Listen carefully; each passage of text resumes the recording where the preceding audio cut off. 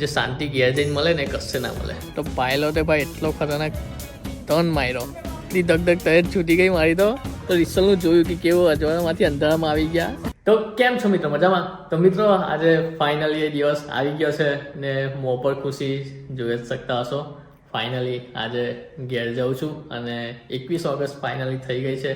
છેલ્લા મહિનાથી જેમ તેમ કરીને ભાઈ ઘરવાળાથી લોકો સાચવું છે કે એમને ખબર ના પડે હજુ ખબર પડવા નથી દીધી ને ગમે તે રીતે સાચવી લીધું છે.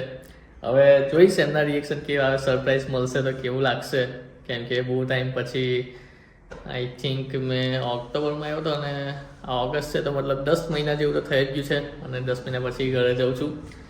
તો હમણાં સવાર થઈ ગઈ છે, રેડી થઈ ગયો છું ને મેં નીકળીશ એરપોર્ટ માટે.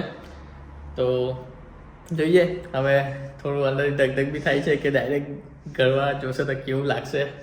લગેજમાં આ 3 વસ્તુ છે. આ 2 જે બેગ છે તો એ તો જતી રહેશે ચેકિનમાં, આ મારી જોડે કેબિનમાં આવશે.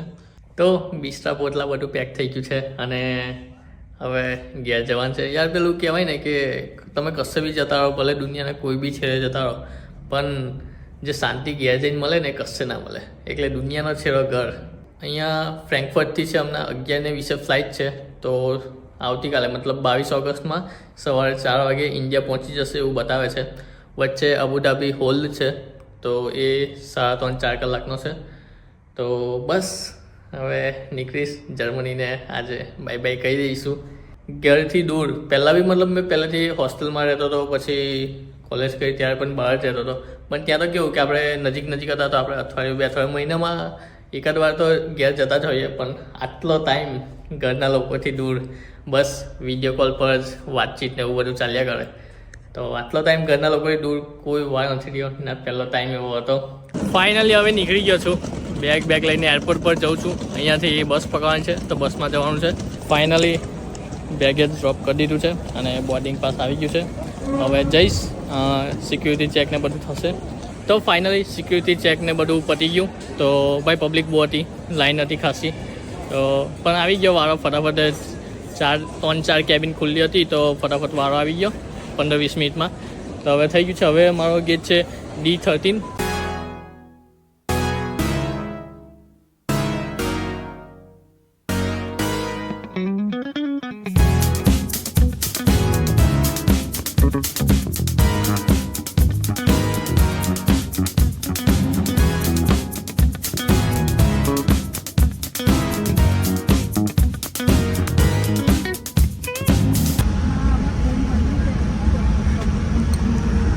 મિત્રો ફાઇનલી બેસી ગયો છું.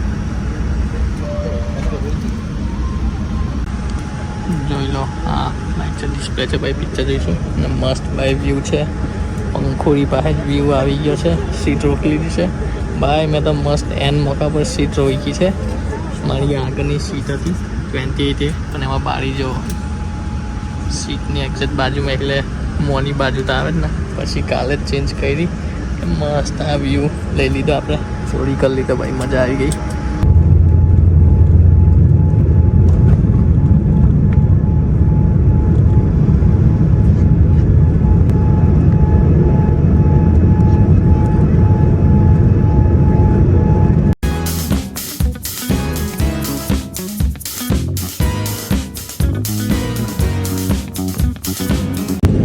મિત્રો ખાવામાં છે, પાસ્તા છે, પછી મકાઈનું કંઈ છે સલાડ જેવું, સ્પ્રાઇટ છે, બન છે અને ચીઝ કેક છે. તો પાસ્તા ટેસ્ટ મસ્ત છે.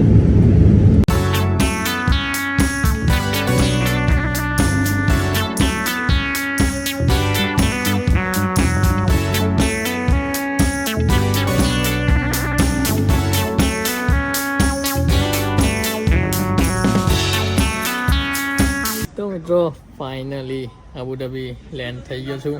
હવે અત્યારે તો 9:03 થઈ છે ને મતલબ ગેટ સુધી આવતા બહુ ટાઈમ થઈ ગયો.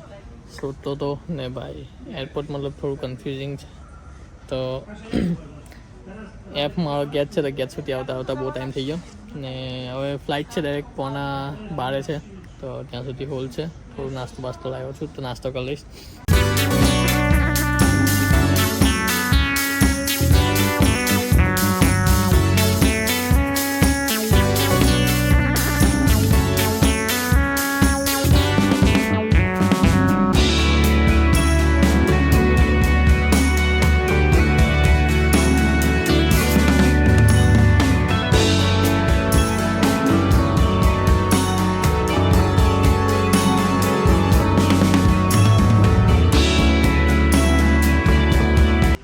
ભાઈ સીન કહું. ફ્રેન્કફર્ટથી જર્મનીથી ભાઈ ફ્લાઇટ ઉપડી એથિયાદની. ભાઈ હમણાં ફ્લાઇટને એટલા બધા અલગ અલગ સીન થયા છે. મેઇન તો આપણું જે અમદાવાદ પ્લેન ક્રેશ થયું હતું એ છે.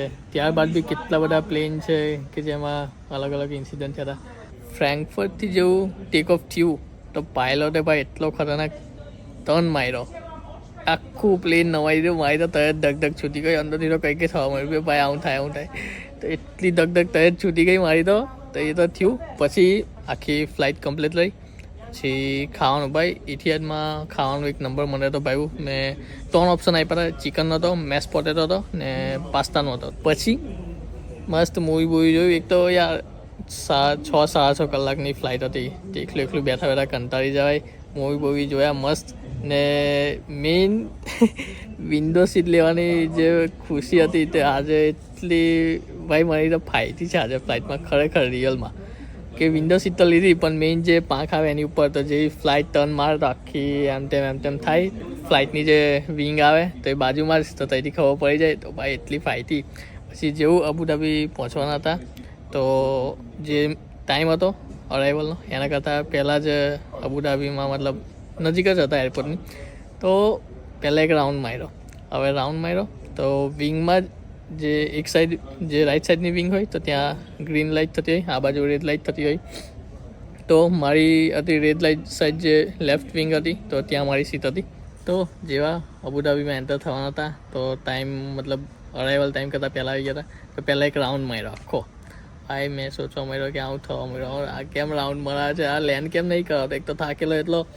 પછી એક રાઉન્ડ પહોંચ્યો નીચે મેં જોયું કે કેવી જગ્યા છે, કેમ કે વિંગ પર તો મેં નીચે જ જોયા કરતો. તો કંઈ ગ્રાઉન્ડ જેવું હતું, કંઈ ફેક્ટરી જેવું હતું તે આવ્યું. પછી આખો ગોલ રાઉન્ડ મરાવ્યો, જગ્યા પર આખો ગોલ રાઉન્ડ મરાવ્યો, પાછો આવ્યો. પછી પાછળ ફ્લાઇટ સીધી કરી, પછી પાછી આખો ગોલ રાઉન્ડ મળ્યો, સેમ ટુ સેમ જ રાઉન્ડ. નીચે એને એ જ વસ્તુ દેખાઈ. ભાઈ મેં તો એટલો ગભરાઈ ગયા આજે તો કે આવું થાય છે કેમ એ રાઉન્ડ મળ્યા કરે છે પાયલોટ.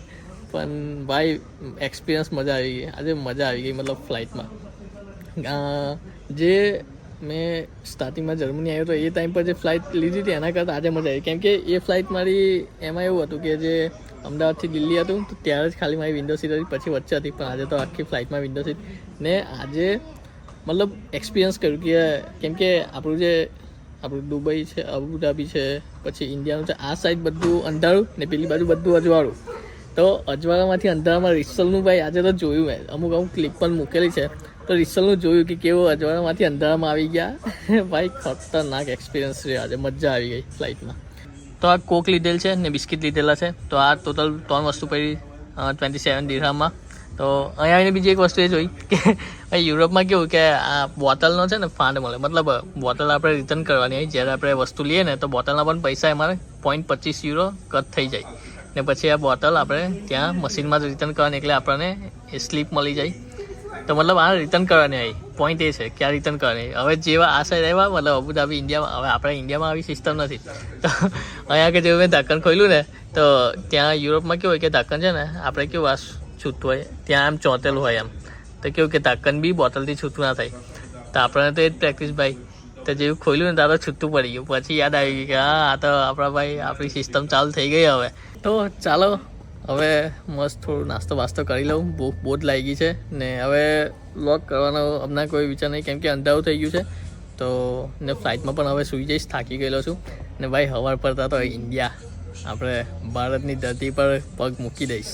ને ભાઈ ફ્લાઇટવાળો ઇન્સિડન્ટ થયો ને પેલું જ્યારે ધક થતી ને તો મને તો ભાઈ એવું થતું હતું કે ઘરનાને કોઈને ખબર બી નહીં. એક તો સરપ્રાઈઝ આપવાનો છે, જો કોઈ ઇન્સિડન્ટ થઈ ગયો તો ભાઈ અઘરું પડી જશે, કોઈને ખબર નહીં કરે.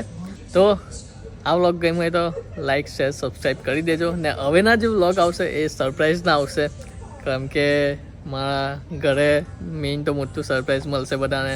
પછી મારા ફ્રેન્ડ લોકો છે એ લોકોને પણ હજુ નથી કોઈને કીધું તો એ લોકોને પણ સરપ્રાઈઝ મળશે. તો બની રહેજો વ્લોગમાં, ચેનલને સબસ્ક્રાઈબ કરી દેજો. તો મળીએ હવે નવા વ્લોગમાં, ત્યાં સુધી બાય બાય. મિત્રો જેટ સ્પ્રે દેખાઈ ગયું, એટલી ખુશી. ભાઈ યુરોપમાં તો દેખાયું જ ને, અહીંયા અબુધાબીમાં દેખાઈ ગયું ફાઇનલી.